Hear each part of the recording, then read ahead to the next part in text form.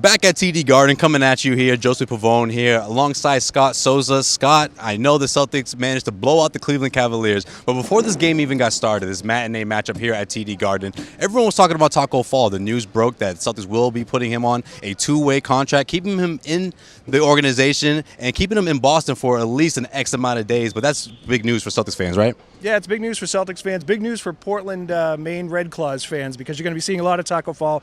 Two-way contract, which means they can call him up for, I believe, 42 game days or 42 days for the season. But basically what it means is they've seen enough from Tacko Fall, to the Celtics fans' delight and to probably all of America's delight, that they want to develop him and they want to give him a shot to see what he can be in the NBA. He's probably not going to be a major contributor for the Celtics this season.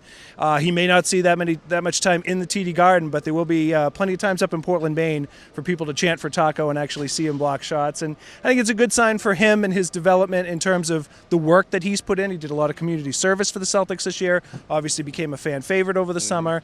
And, he's shown enough at the end of these games. I'm not going to say that he's shown a ton at the end of these games, but he's shown enough at the end of these games where I think they see that, he's worth investing in.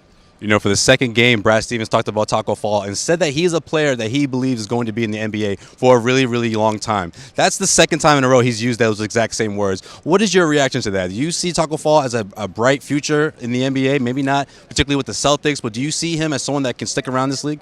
I think there's certain things he's going to have to get better at. Obviously, there's been something. Obviously, he's going to be a deterrent at the basket. He's going to be a rim protector. He's going to be able to dunk over smaller people, which he did tonight to the delight of the fans.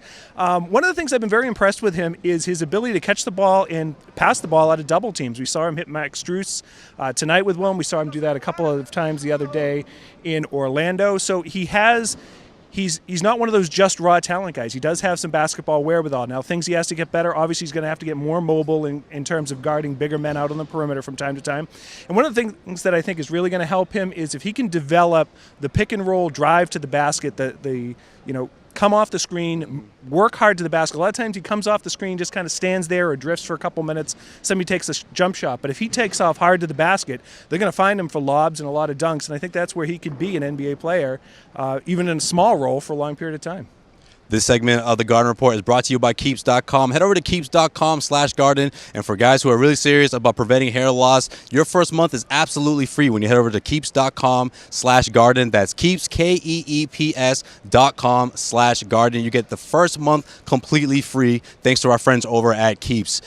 Scott, so with Tacko Fall being someone who's not going to be spending a whole lot of time with the Celtics this season, what does that mean for the rest of the front court? Who are some of the bigs that you think have really impressed you and enough that you think that they have a chance to actually make a huge stride in Brad Stevens' system this year? Well, one of the things I think we've seen over the last two games is Daniel Theis is going to be the opening night starting center for this team. I think he works best with that first unit, can work to help them a little bit more defensively. When Enes Kanter is in there, he's more of a traditional big guy. It becomes more of a low post game. I think their defense is a little bit slower. Daniel Theis is obviously more comfortable with the system, and I think you've seen from these last two games the way he's been able to come out and establish in that first quarter that he's probably going to be that opening night starting center.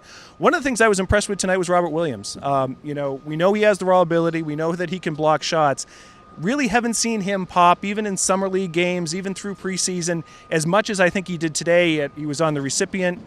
He was the recipient of a couple of nice lob passes from Marcus Smart, and I think he really showed some instinctual stuff and showed some growth tonight that you're able to take that away from this game this could be a step forward game for Robert Williams, and he could be a strong contributor for him, probably in a three-man, I think, big-man rotation. I don't think we've seen a lot out of Vincent Poirier to make you think that he's going to be a rotation guy this year. So it's probably going to be Daniel Theis to start and then Enes Kanter and Robert Williams off the bench.